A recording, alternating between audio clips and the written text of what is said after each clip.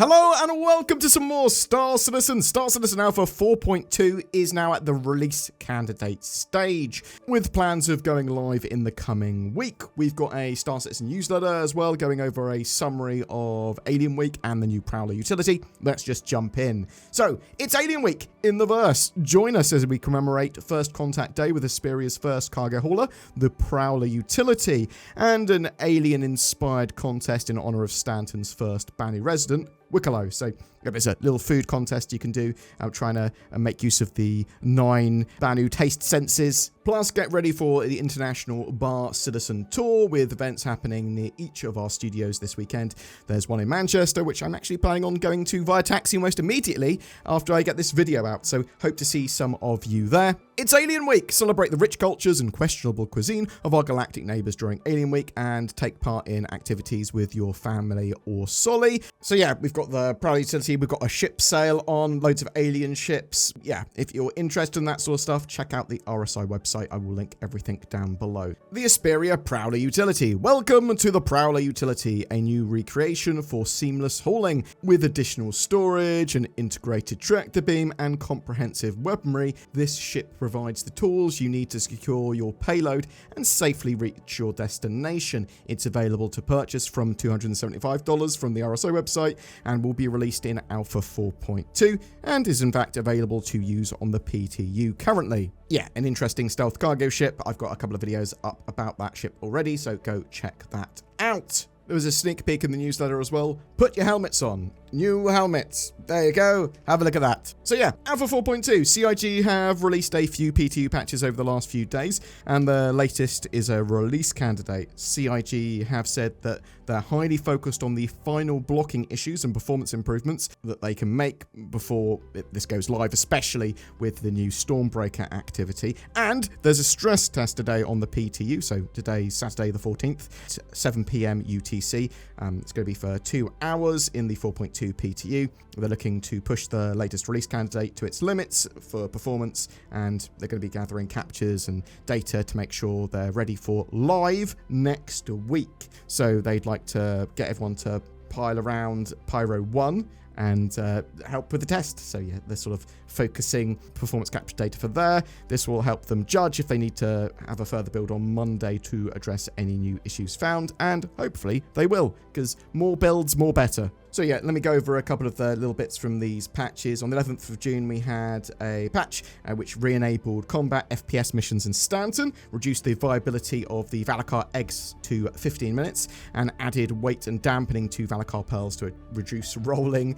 Spawn closet optimizations were done as well. And then we had a patch on the 12th. Further exterior proxy polish pass made to space stations and landing zone locations, further rain polish, better balancing of its near and far effects so the camera blare issue looks less skittish. They've also reduced draw distance and overall count of the splat particles. They reworked the angle constraints of the Polaris front turret to not clip. Further global and Stormbreaker server performance optimizations were made. Area 18 saw some conversions for CPU and GPU stuff, updating that to be more performant.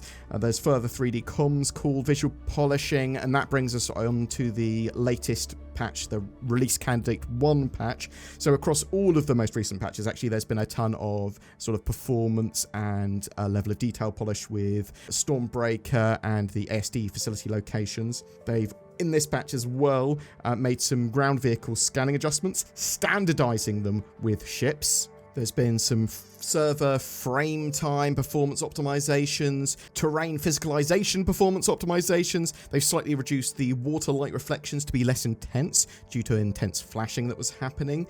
So this is actually pretty cool because there isn't a planned wipe for 4.2 as far as I'm aware, and it looks more and more likely that more items are going to carry over consistently between patches.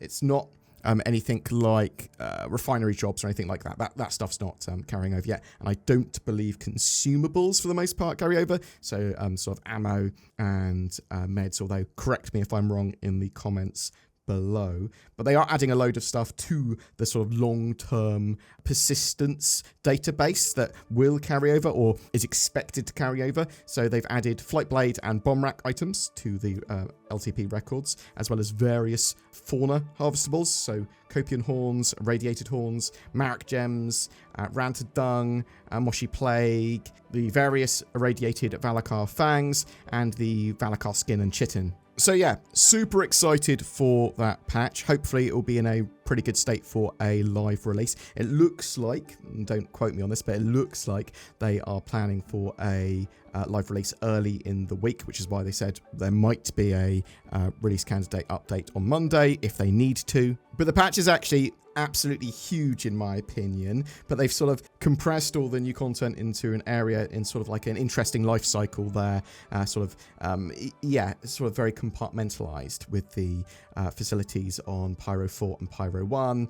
And there's a ton of content in this patch. There's a huge amount of irradiated creatures. You've got the big Apex Valakar as well that you can do a boss fight with. There's the It keys, the sort of combat ATLS suits, those new ASD facilities, dynamic sort of storms and weather and rain, radiation, a load of new items and gear, and a huge amount of balance optimizations, tweaks to ongoing systems, even things like getting the freight elevators in your hangar, be able to bring up ATLS suits and put them in there is absolutely fantastic little update. I believe the ATLS Geo is now actually in in-game shops. I'm not sure if there's any other ships or vehicles added.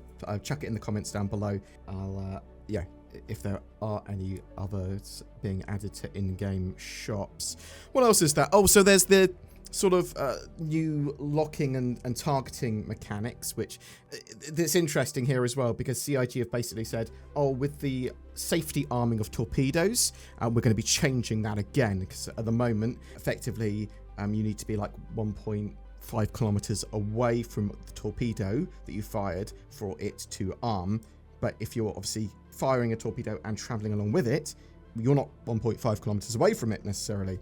So it's not distance traveled, it's distance away from, but they're going to make it so it's distance traveled. And yeah, so that will be changing again, but there's sort of different and slightly increased minimum lock ranges. I believe torpedoes are sort of less interfered by countermeasures as well. And I think the other exciting thing is hopefully during that 4.2 cycle relatively soon, we'll see engineering go into the tech preview build, so we can try out the more up-to-date version of engineering, which might be in our hands during the 4.2 build, like it might be integrated into 4.2 live, maybe. We'll have to wait and see. We don't really know until it's in our hands and CIG make some comments on it. But tell me what you think in the comments below. Super excited to see 4.2 in our hands. And something I also am excited about, NordVPN. Or use the links down below, or go to nordvpn.com/BoredGamer. Get yourself some VPN for better security, privacy, and accessibility of the interwebs. Or click it, helps the channel out. And there's lots of other links below as well.